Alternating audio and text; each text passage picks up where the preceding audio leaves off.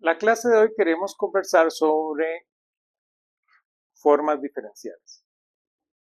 Vamos a hacer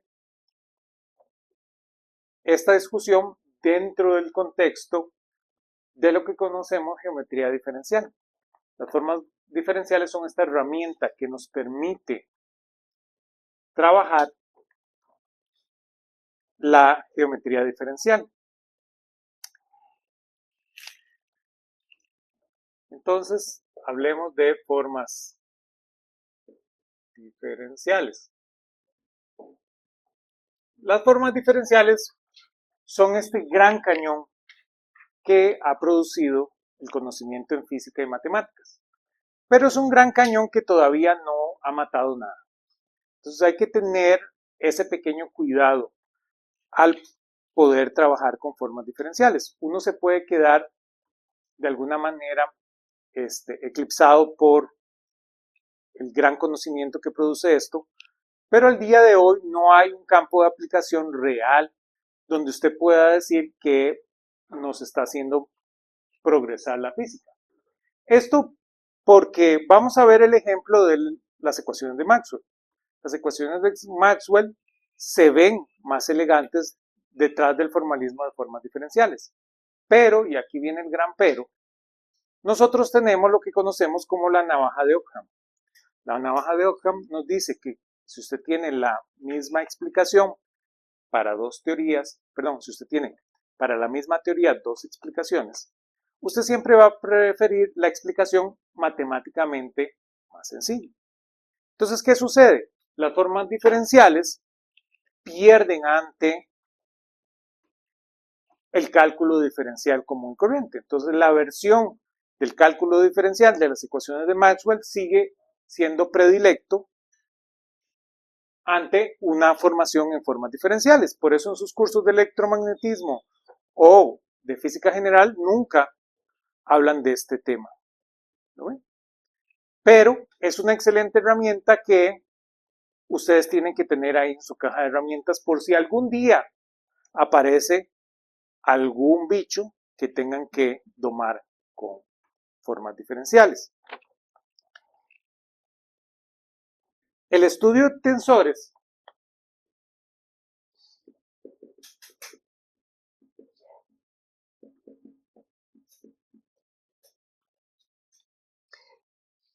indican complicaciones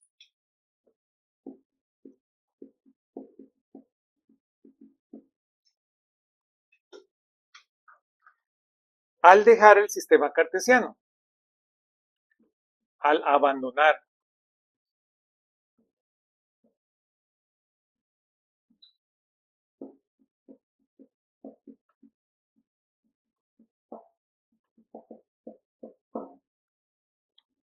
entonces, ya los tensores nos dieron esa información. En el momento en que yo me alejo de un sistema cartesiano, a través de un cambio de coordenadas, aparecen complicaciones.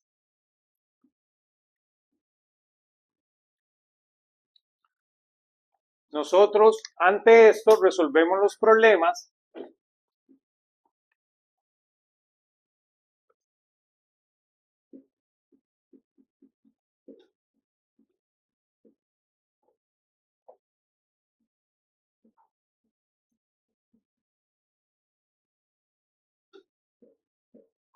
con una geometría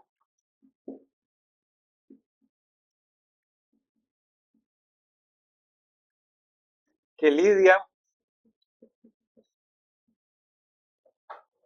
con desplazamientos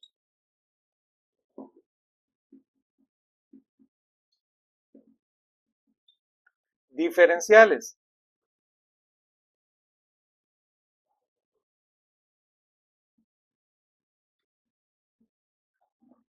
Dicho de otra manera, infinitesimales. Entonces, para poder quitarme estas complicaciones, voy a intentar trabajar con una geometría diferente, que va a lidiar con pequeños desplazamientos, con desplazamientos infinitesimales. que yo después los voy a ver como diferenciales. De ahí la idea de diferencial aquí.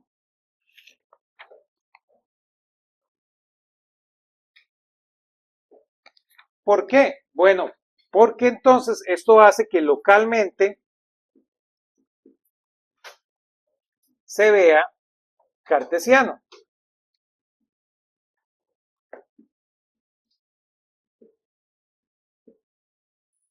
Entonces, esa es como nuestra meta. Entonces, yo tengo un problema que al abandonar el sistema de coordenadas cartesianos tiene complicaciones. Si tengo esas complicaciones, lo que hago es pasar a una geometría donde ahora me aprovecho de hacer pequeños desplazamientos, desplazamientos diferenciales, desplazamientos infinitesimales, para que localmente el sistema se siga viendo cartesiano y ver si puedo aprender de esto. Esto nos lleva a lo que conocemos como el cálculo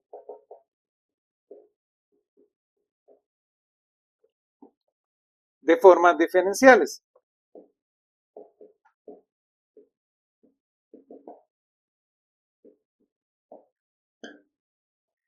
El cálculo de formas diferenciales lo tenemos gracias a Élie Cartan.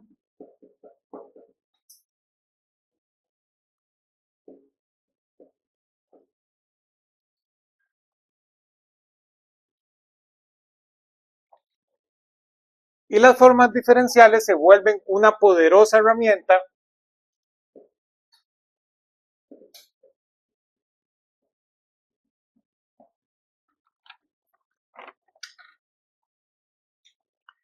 para tratar coordenadas curvas.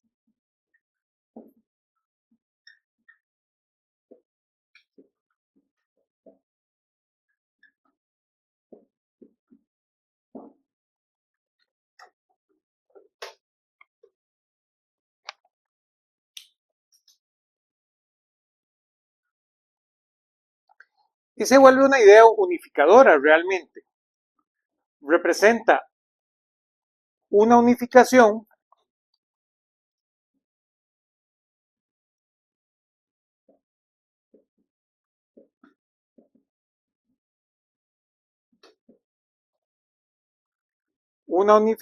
de conceptos y teoremas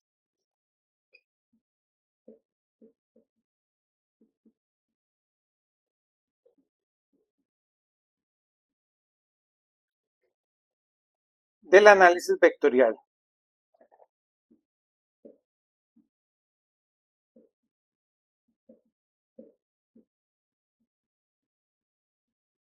Donde realmente terminamos usando toda la física. Y por eso se vuelve muy poderoso.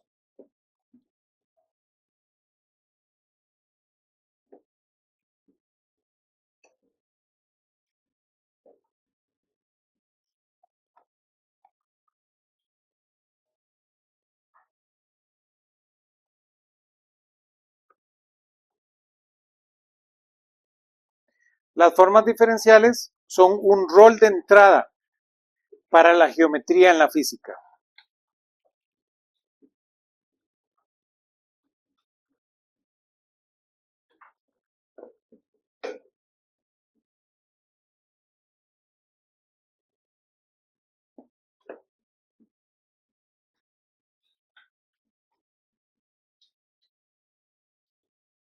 Es decir, de alguna manera, la forma diferencial lo podemos ver, como nos gusta a los físicos, como ese objeto generador de geometría en nuestras teorías de la física. ¿Sí? Y por eso es que se vuelve esta herramienta poderosa para poder trabajar nuestros problemas.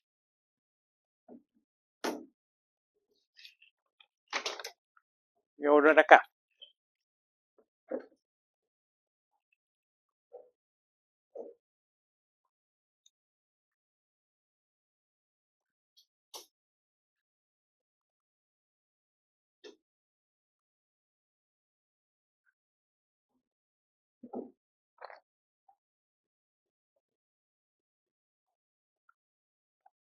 Vamos a ver el caso más sencillo. Hablemos de las cantidades básicas.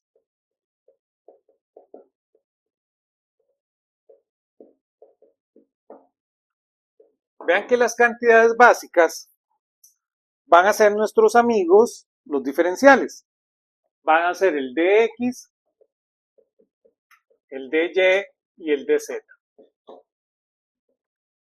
Como partimos de esta visión cartesiana, en este caso tenemos de x, de y y de z. Entonces, definamos lo que conocemos como una forma. Vean que una forma o unoforma va a ser ese primer objeto.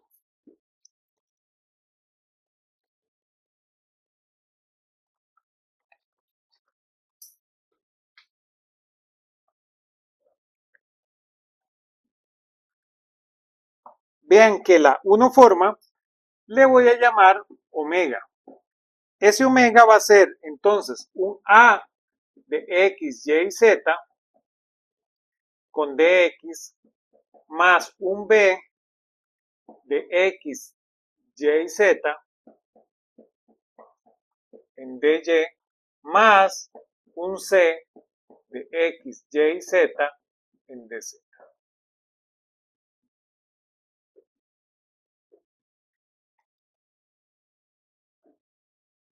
Este objeto ya ustedes lo han visto y este objeto representa mucha información en la física. Este objeto son de alguna manera como las cantidades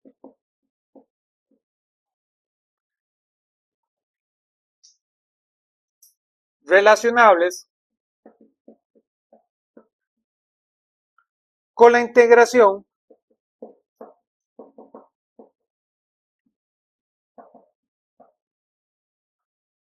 de integrales de línea.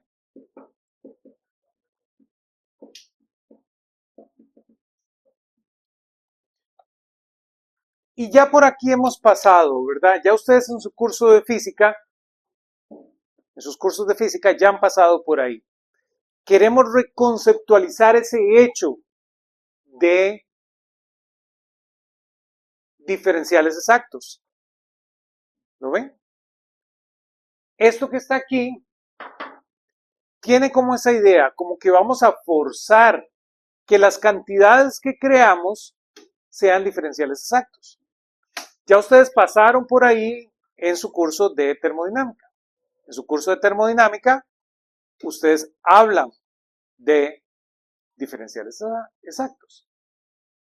Como la diferencia es entre el calor y la entropía, es que el calor es un diferencial inexacto y la entropía es un diferencial exacto.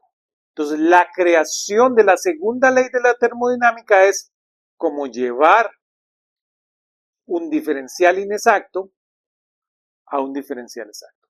También pasa, es idéntico con la primera ley de la termodinámica.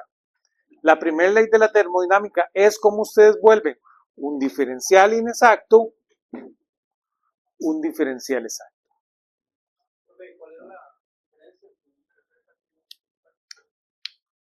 La diferencia es que uno inexacto es uno muy pequeñito, es una cantidad muy pequeñita, y un diferencial exacto es uno que tiene esta relación. ¿Se acuerdan? Entonces, un diferencial exacto, vamos a ponerlo aquí rápidamente, digamos, el diferencial exacto de f es f parcial con x de x más f parcial con y de y más f parcial con z de z. ¿Sí? ¿Se acuerdan? En cambio, una cantidad muy pequeñita también es un diferencial. Entonces, es la diferencia entre uno exacto y uno inexacto, ¿verdad? Uno inexacto simplemente pensar que es algo muy pequeño. Uno exacto sigue una relación de esta manera. Que eso es lo que intentamos forzar en la creación de nuestra geometría con esta idea de uno forma. Aquí es donde se pone interesante. Veamos lo que sería ahora una dos forma.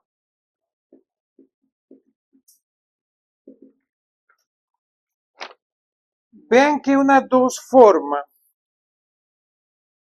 ya ustedes lo sospechan. Si esto relaciona con una integral de línea, una dos forma debe relacionar con una integral de superficie. ¿No ven? Entonces, una dos forma la voy a llamar omega, va a ser f de x, y, z con dx de y. A este objeto lo vamos a definir un poquito más adelante. Por ahorita le llamamos el operador cuña. ¿Sí? Entonces, es la cuña entre dx y dy. Más g de x, y, z, por ahora dx cuña de z, más h de x, y, z de dy cuña de z. Y esa relaciona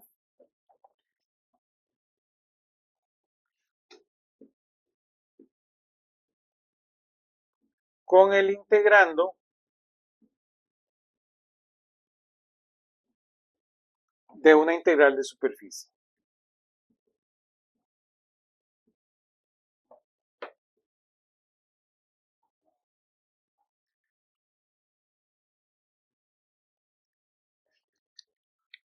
Y claro, ya ahora por similitud, ustedes pueden saber que es una tres forma.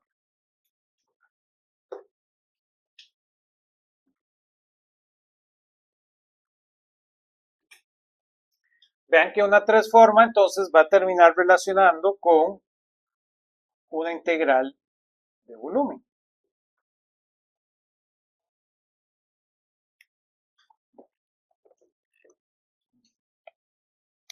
Entonces la tres forma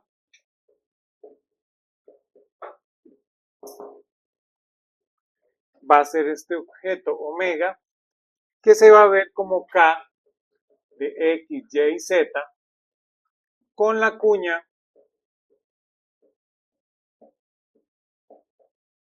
de dx, dy, de z.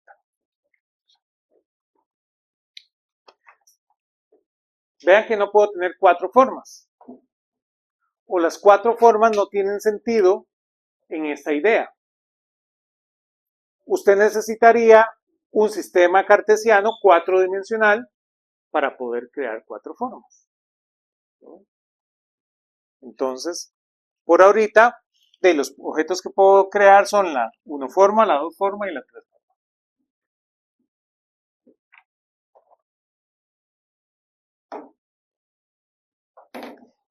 El símbolo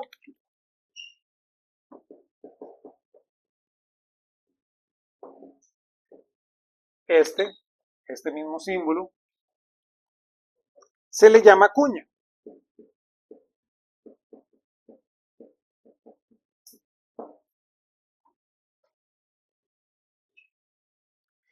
Y siguen las reglas del álgebra exterior.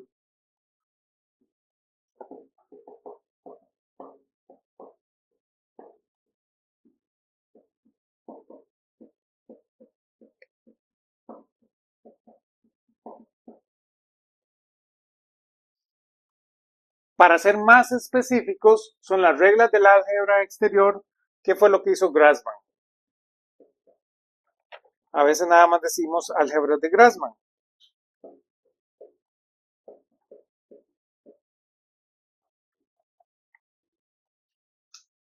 Si quisiéramos ahondar, hablaríamos un poquito de lo que es el álgebra exterior. Iríamos bastante profundo. Si usted quiere saber más de ese tema, tiene que irse más profundo ahí. Pero por ahorita, como lo que queremos es una introducción rápida a las formas diferenciales, vamos a ver rápidamente lo que nos interesa con respecto al álgebra exterior.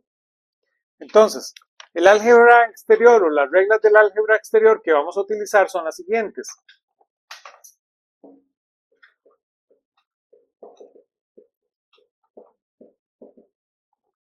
Entonces, por ejemplo, si yo tengo A de omega 1 más B de omega 2 y hago la cuña con omega 3, esto asegura que A de omega 1 con omega 3 más B de omega 2 con omega 3. Esa es la primera regla que mantiene ese producto cuña. Vean que ahora si yo tengo omega 1 con omega 2 cuña y ahora hago cuña con omega 3, vean que esa relación es lo mismo que omega 1 cuña omega 2 con omega 3.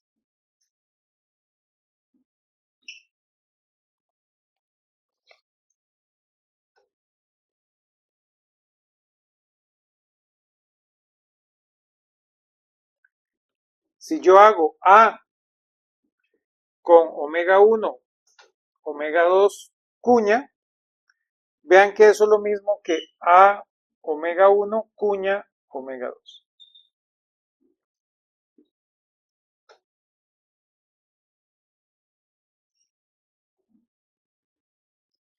Y si yo tengo dx sub i cuña de x sub j, esto es menos el dx sub j cuña de x sub i.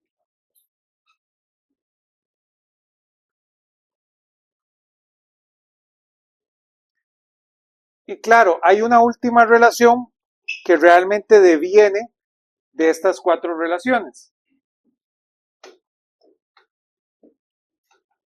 Si yo tengo A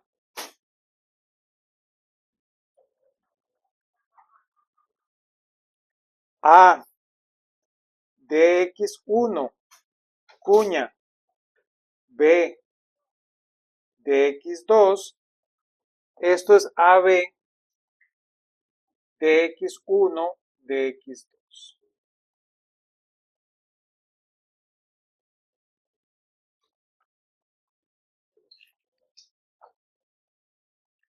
Por eso, la dos forma, ¿lo ven?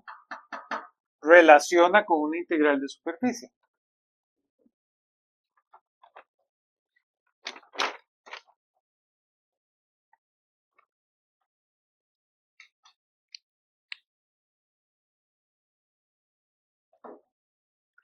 Ahora necesitamos hablar de un aspecto que puede parecer raro por ahorita, pero va a ser bastante útil para poder trabajar con formas diferenciales. A eso se le conoce como la forma diferencial complementaria. Entonces, esto viene de lo que ustedes ya conocen, ¿verdad? Todo espacio, toda variedad diferencial tiene un sistema de coordenadas que es covariante y un sistema de coordenadas que es contravariante. Tiene que ver cómo usted parchea la variedad, cómo es el mapa que usted hace. Entonces, resulta que aquí estamos queriendo incorporar en la geometría misma eso, el hecho de la existencia de esos dos espacios. Entonces, a eso se le conoce como forma diferencial complementaria. Voy a borrar acá.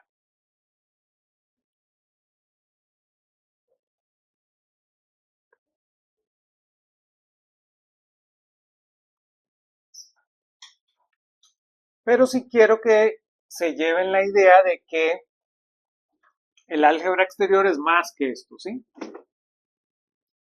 No queda ahí el trabajo de Grassmann. Pero lo que nos interesa para las formas diferenciales los podemos cortar por ahí. Entonces, las formas diferenciales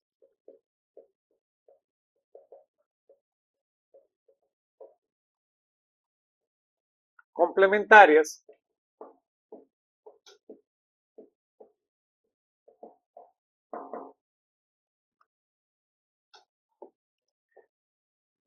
asociado a cada forma diferencial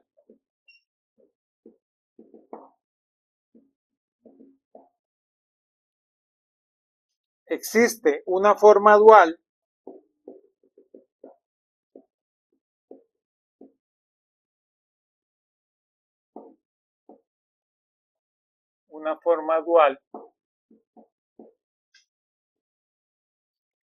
que contiene los diferenciales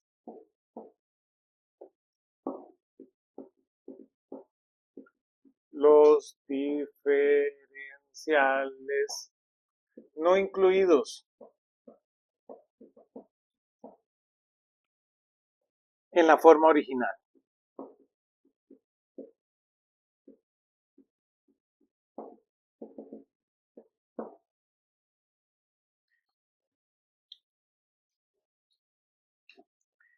A ese procedimiento matemático le conozco como el operador de Hodge.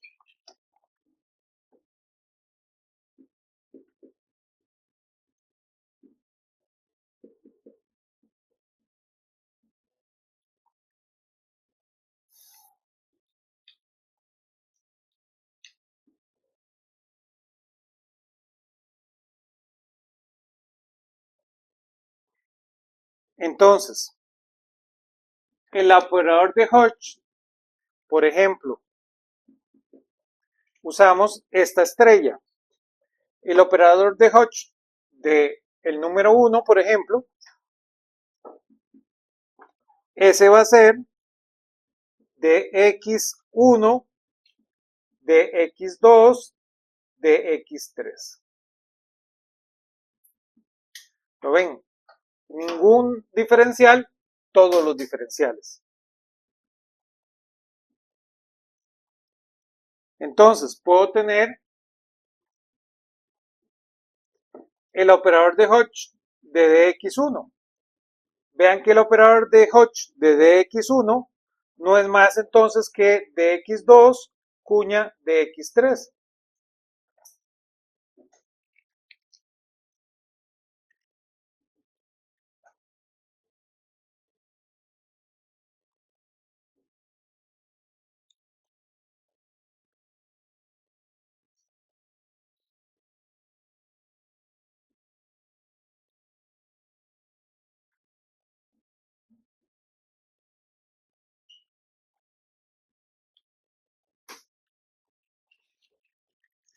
Entonces, vean que pasa para los otros. El operador de Hodge de dx2 simplemente entonces es dx1 cuña dx3. El operador de Hodge de dx3 es dx1 cuña dx2.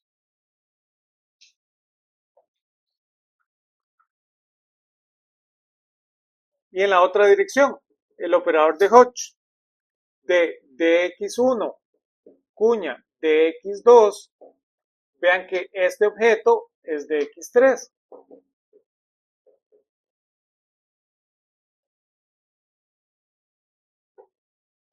Y entonces, el de dx1 cuña dx2 cuña dx3, eso es 1.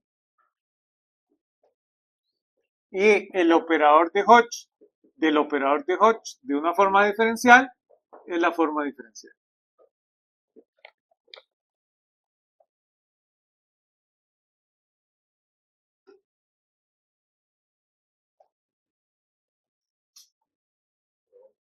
Dígame.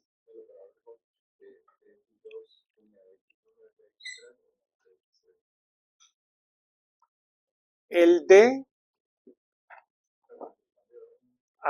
da el otro, porque ese es, da el inverso, ¿sí? Entonces veamos un par de ejemplos como más alrededor de esto. Pensemos en A y B.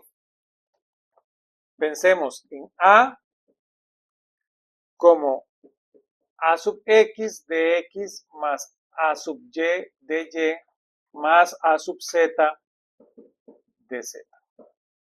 Y pensemos en un b como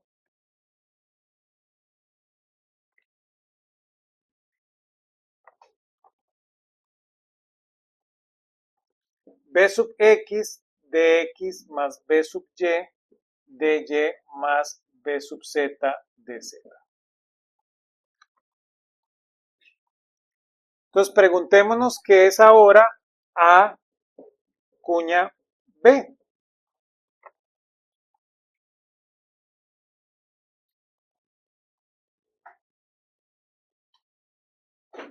Vean que a cuña b va a ser este objeto. Va a ser AY BZ menos AZ BY por DY cuña DZ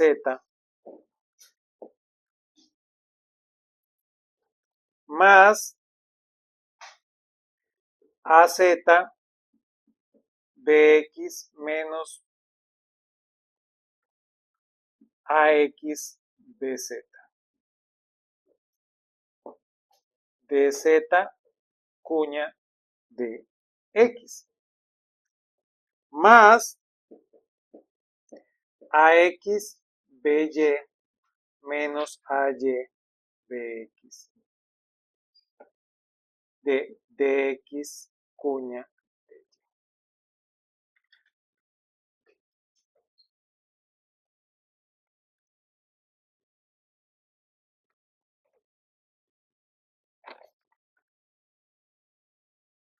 Ahora la pregunta del millón es, ¿esto que está aquí es esto que está aquí? Simplemente. Pero ¿qué es entonces ahora el operador de Hodge de A cuña B? ¿Qué es ese objeto?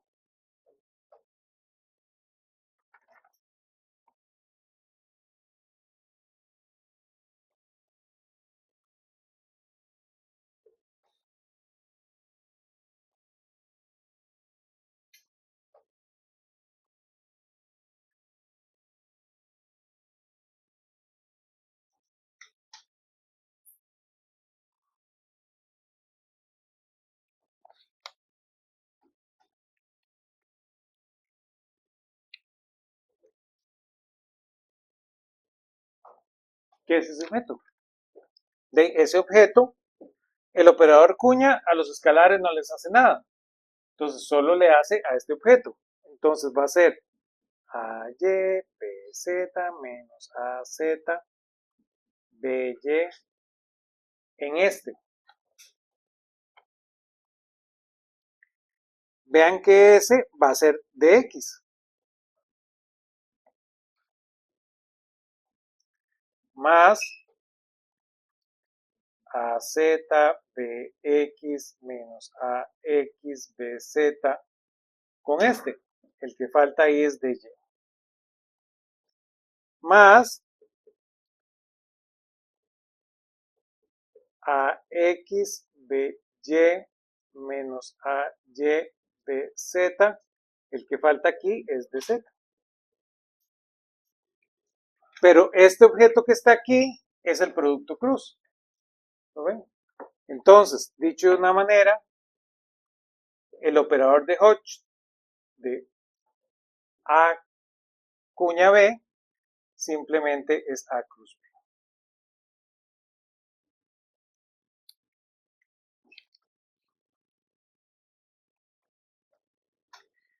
Y claro, vean qué interesante. Ese es el problema, el primer problema que les puedo dejar para que piensen.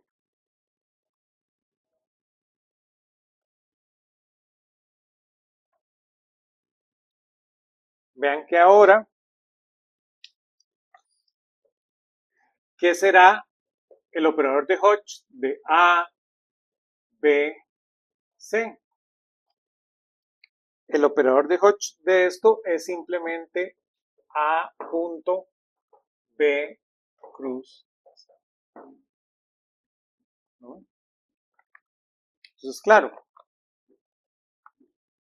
demuéstrense esa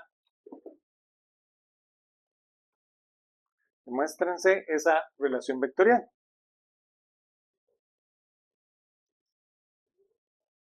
Ahora, esto es lo que podríamos llamar, técnicamente ese es el nombre, esta es el álgebra de las formas diferenciales, que es básicamente la álgebra de Grassmann, ¿sí? Ahora necesitamos, ya cuando tenemos el álgebra, necesitamos hacer cálculo con las formas diferenciales. El nombre técnico es análisis de las formas diferenciales, ¿se acuerdan? Entonces, diferenciemos formas.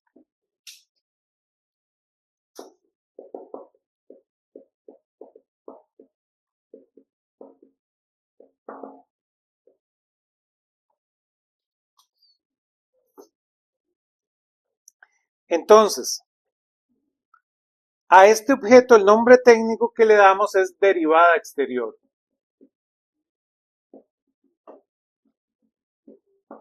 Esta es una gran palabra, es una palabrota para hacer lo que ya sabemos. Si yo ahora tengo el diferencial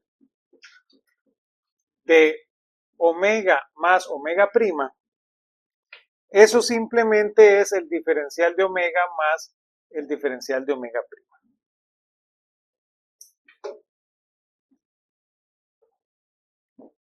Y si yo ahora tengo el diferencial de f con omega, eso simplemente va a ser el diferencial de f cuña omega más f de omega.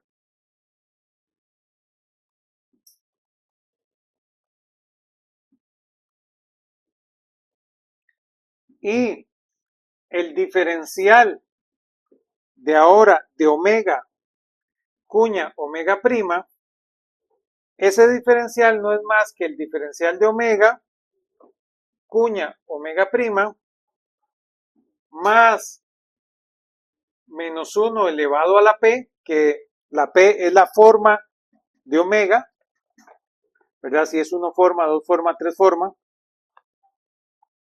de omega cuña de omega prima.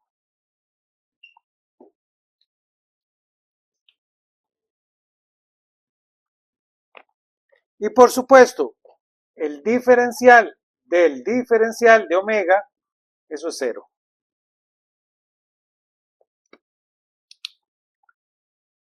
Voy a volver acá.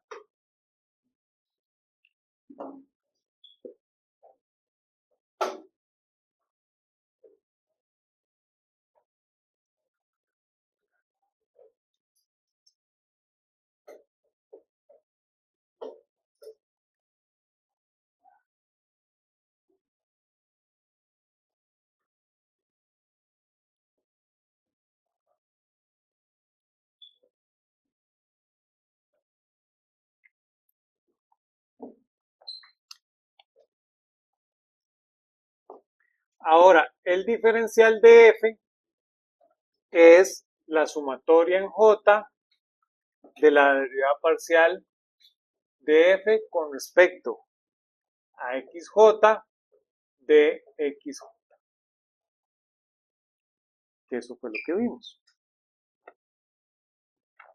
Entonces pasan cosas interesantes. Por ejemplo, si yo tengo el operador de Hodge de el diferencial de bx dy cuña dz más b sub y dz cuña dx más b sub z de dx cuña dy, el operador de Hodge de ese diferencial no es más que nuestro amigo nabla punto b. Entonces, el operador de Hodge del diferencial de este objeto es esa divergencia.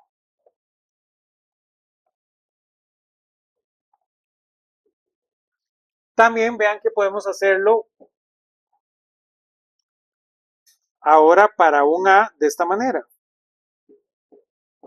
Nada más AX de X más AY de Y más AZ de Z.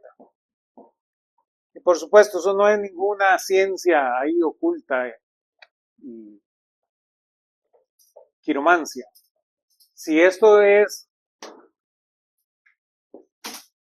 la divergencia, esto es el rotacional, ¿verdad?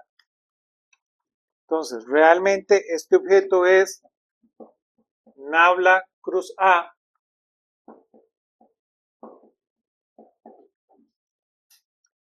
la componente X de X más Nabla cruz A la componente Y de Y más Nabla cruz A componente Z.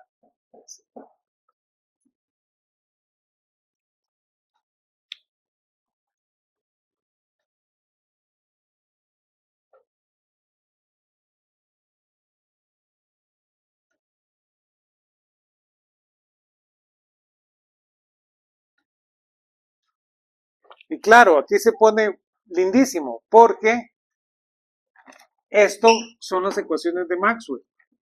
Entonces, hablemos de las ecuaciones de Maxwell.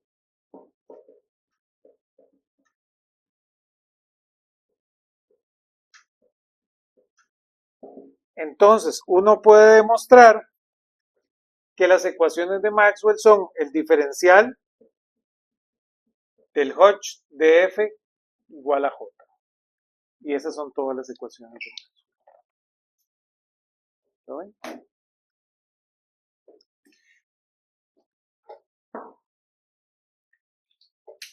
F, el tensor electromagnético, J, la corriente.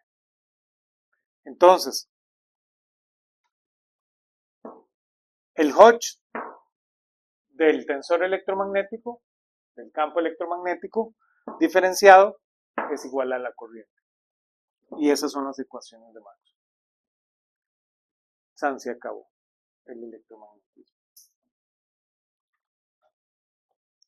Técnicamente, para todo efecto práctico, las ecuaciones de Maxwell, uno las puede ver como estas dos ecuaciones.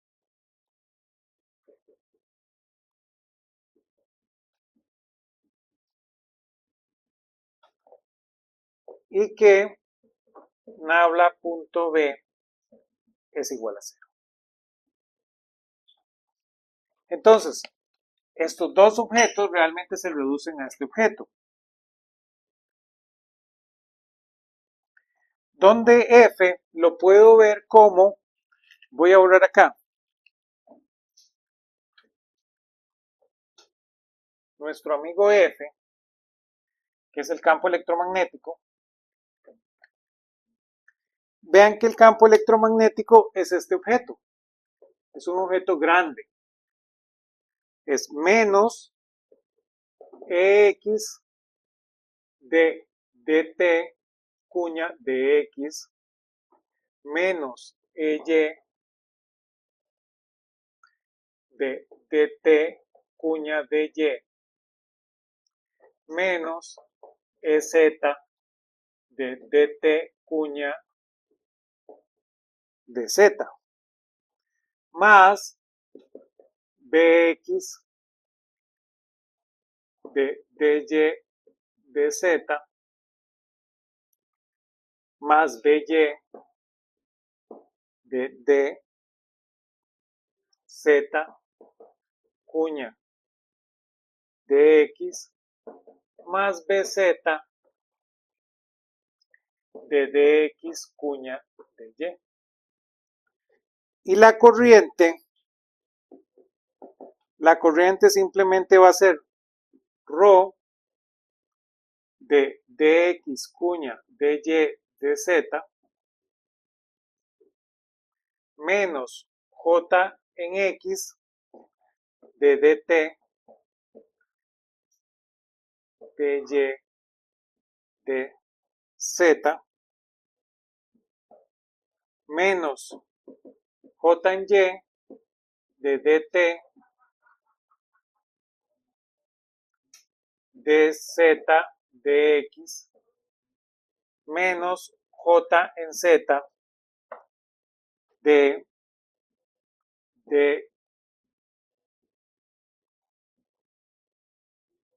t cuña de x de y. Y así se ven nuestros objetos en formas diferenciales. Entonces ustedes saben que J es la corriente, ρ es la densidad de carga, E es el campo eléctrico, B el campo magnético. Escritos de esta manera F y J, este objeto son las ecuaciones de Maxwell. Esto es el tensor electromagnético, este es el cuadrivector de corriente.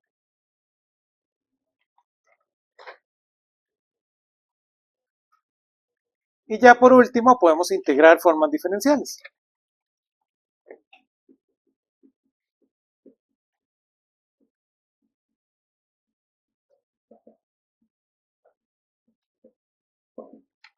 Vean que si integramos formas diferenciales, lo interesante es que la integral de una forma diferencial nada más la escribo así. ¿Lo ven? Porque ella ya contiene el diferencial. Entonces la integral de omega simplemente es de esa manera. ¿Qué sería, por ejemplo, la integral acá de ax dx más ay de y?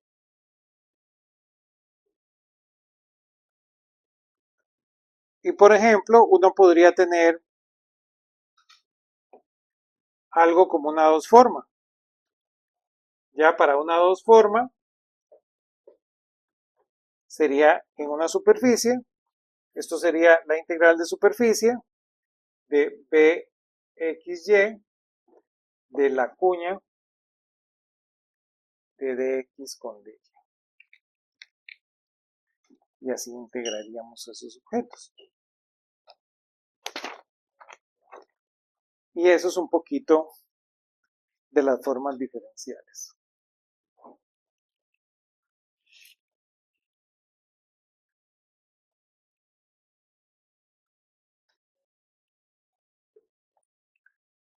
Claramente, a como empezamos cuando dijimos que íbamos a hablar de formas diferenciales, de sí, esto es muy compacto, esto es muy práctico,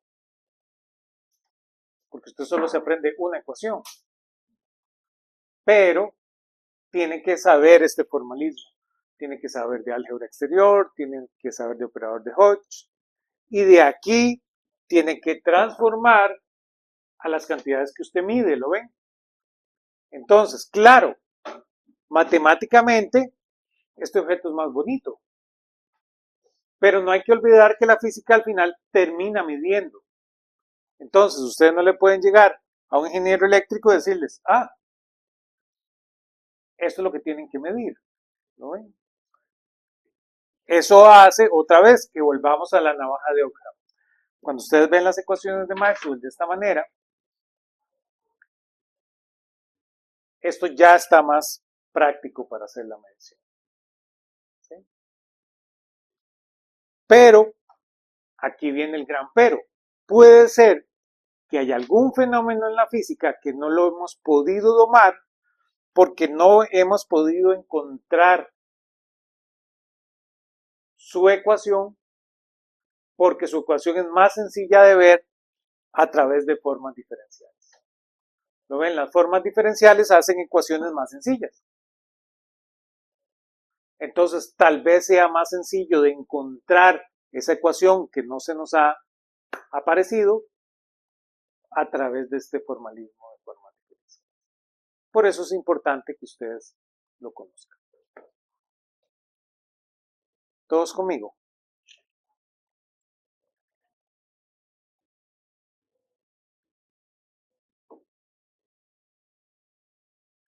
Ahora vamos a hacer un último cambio de marchas y vamos a hablar del cálculo lambda. El cálculo lambda, que es este último tema que trabajamos en el curso,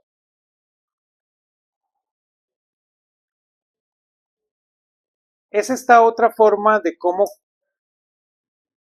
sumar y restar, cómo computar. Cuando iniciamos el curso hablamos de cómo el espacio de Hilbert contenía esta idea de Turing, de Alan Turing, de computabilidad. Entonces, la computabilidad de Alan Turing dice que una máquina de Turing es capaz de computar todo lo computable. Entonces, la máquina de Turing por debajo, la maquinaria por debajo, lo que está utilizando es el álgebra booleana. Entonces, si ustedes quieren aprender de computación, lo primero que les explican es álgebra booleana. El álgebra booleana se puede identificar uno a uno con el álgebra decimal, que es la que ustedes utilizan para sumar y restar. ¿No? ¿Qué pasa? La álgebra booleana es más compacta. Entonces, cuando usted la termina implementando en circuitos eléctricos, es más sencillo de implementar. Ustedes podrían hacer la máquina de Turing, no con álgebra booleana, sino con álgebra decimal. Es interesantísimo, ¿verdad? Les puedo contar así solo una pincelada. La máquina de Turing no es realmente binaria. Y ustedes les venden el cuento que las computadoras son binarias. ¿Lo ven? ¿Qué poco sabe alguien de computación? Alguien que piensa que una computadora es binaria. No, las computadoras son unarias. Solo tienen un solo estado. ¿Lo ven? La máquina de Turing utiliza el cero como utilizar espacios. Nada más. Entonces, ustedes a veces ven ceros y unos porque usted está dejando un espacio. Pero como podría ser un cero, podría ser nada. Un espacio nada más. Usted solo utiliza un único carácter y suma y resta, multiplica y divide con un solo carácter. Y eso es una máquina de Turing. Ahora, ¿qué sucede? El cálculo lambda es otra forma de cómo computar. Es otra forma de cómo trabajar la computabilidad. El nombre técnico es que es otro paradigma computacional. ¿Lo ven? Y es importante que ustedes conozcan cómo trabajamos esta idea de cálculo lambda. Es otra forma, por decirlo, en la física del día a día de cómo ver las funciones. Entonces voy a borrar por acá y hablemos de nuestro amigo el cálculo lambda.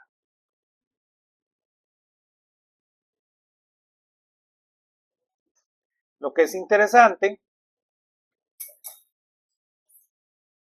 es que hay conceptos como la computación cuántica, que cada día son más relevantes en la física, que necesitan entender de esta idea de computabilidad.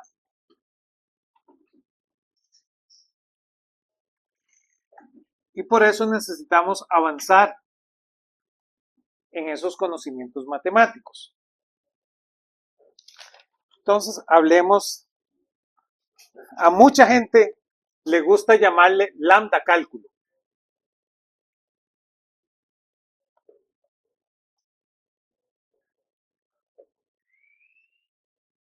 No solo cálculo lambda, sino de una vez lambda cálculo. Y van a ver por qué. Este fue hecho en la década de 1930 por este señor Alonso Church.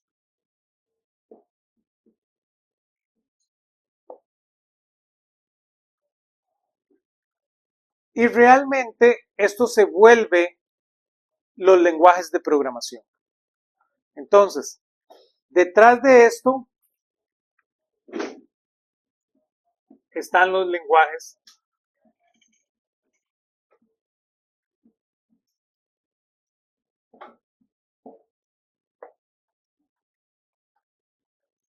que llegan en 1960.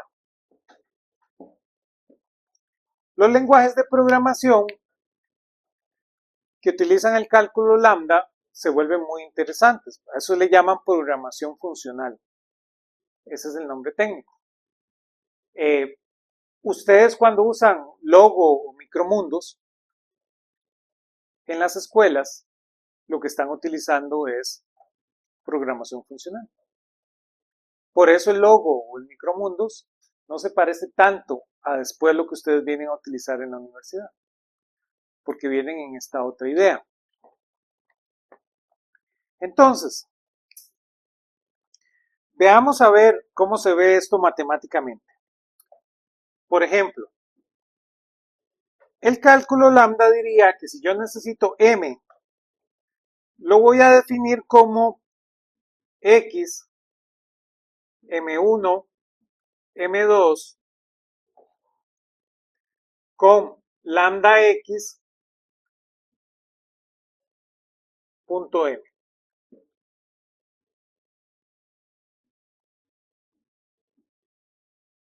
Entonces veamos a ver con cuidado qué quiere decir eso. Esta sería una instrucción que veríamos en el cálculo lambda.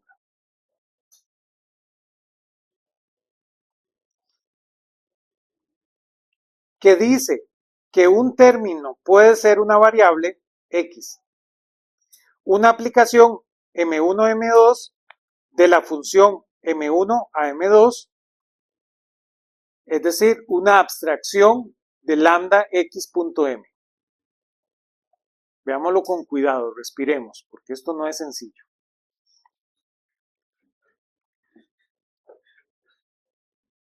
Dice que un término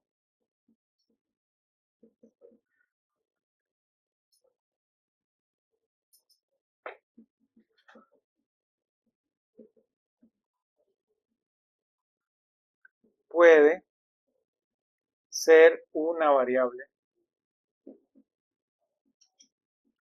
x. Esto es lo que dice esta primera parte. Una aplicación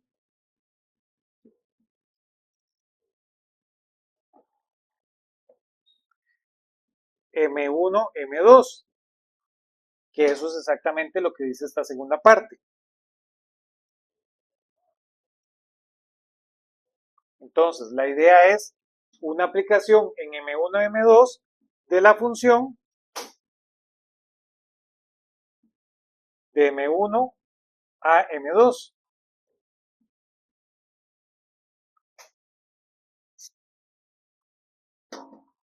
O una abstracción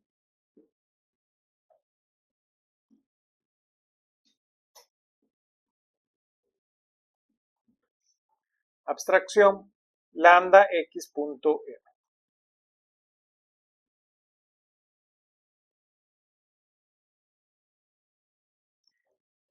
Veamos a ver. Un ejemplo de esto sería hacer lambda x punto x asterisco x. Entonces, esto que está aquí, aplíqueselo al número 5.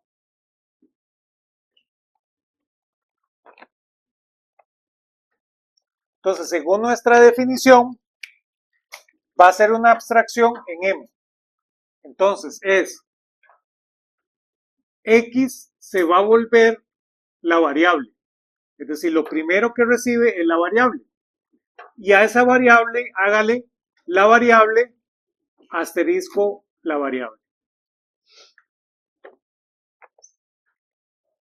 Entonces, dicho de otra forma, función que toma el valor 5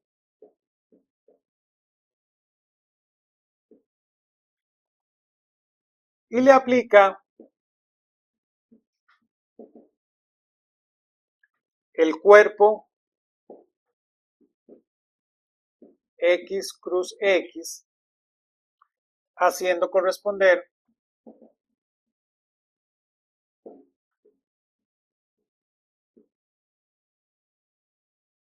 cinco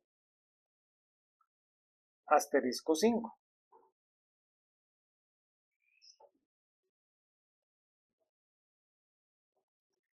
Entonces, ¿qué es este objeto? Esto es 25. Entonces, realmente, la función cuadrado de X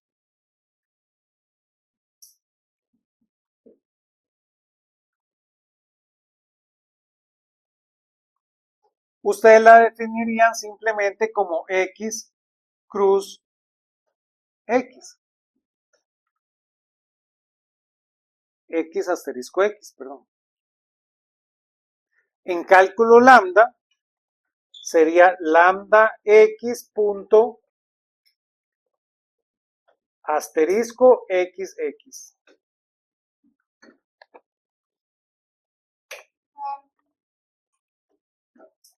Y así se vería en el cálculo lambda nuestra función cuadrado.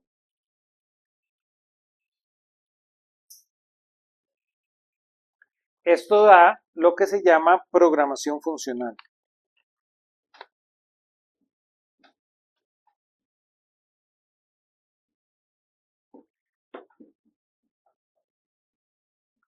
Y la programación funcional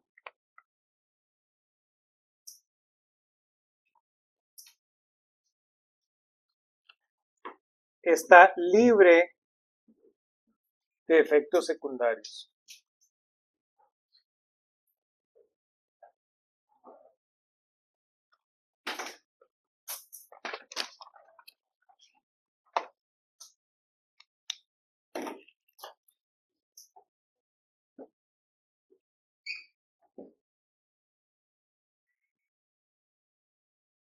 La programación que ustedes utilizan día a día no está libre de efectos secundarios. Entonces, esta forma de cómo ver la aplicación de funciones hace que ustedes no tengan efectos secundarios. Entonces, cuando usted está trabajando una función de esta manera, esta función da cabida a muchas otras cosas más que ustedes no pueden visualizar. En cambio, vista a partir del cálculo lambda, a través de la programación funcional, logramos quitarnos los efectos secundarios. Hoy que está muy de moda los chats de inteligencia artificial, los chats de inteligencia artificial se ven programados en cálculo lambda. Entonces, les puedo contar, a estos chats se les aplica algo que se llama la prueba de Turing. Entonces, la prueba de Turing es básicamente tener un chat en el cual puede conversar con 3 humanos y que los 3 humanos no puedan identificar que están conversando con un chat o con otro humano. ¿Lo ven? Eso es un poquito de la idea. Y todo se termina haciendo en programación funcional para evitar efectos secundarios. No hay una forma de hacer un chat que vaya a batir la prueba de Turing sin el cálculo lambda. Bien.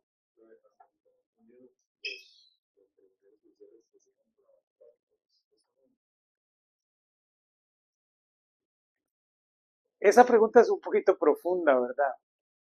Programación lógica, cuando se habla de programación lógica,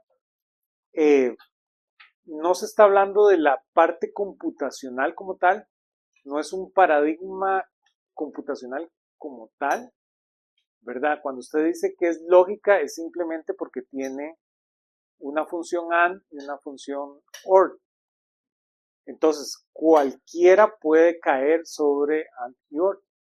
Entonces, no estamos hablando de lo mismo cuando hablamos de programación lógica que cuando hablamos de programación funcional como tal. Sí, esos son sistemas de programación funcional. Eso es exactamente. Dime. Cuando se definen funciones de este tipo de notación, ¿qué difiere, digamos, qué difiere poner eso a yo poner una, en vez de poner un 5, yo poner una X? La idea es que ahora yo, ¿cómo voy a anidar las siguientes funciones? ¿Lo ves? Porque aquí la anidación termina siendo lineal. En cambio, cuando ustedes hacen esta, ustedes tienen una composición. Esa composición, ¿cómo usted la resuelve? No es tan sencillo. Si yo ahora les digo, ¿cuánto es el cuadrado de A más B? ¿Lo ves? Entonces, usted necesita calcular A más B y luego el cuadrado. En cambio, con cálculo lambda, usted tiene de una vez cuánto es ese resultado. ¿No ven?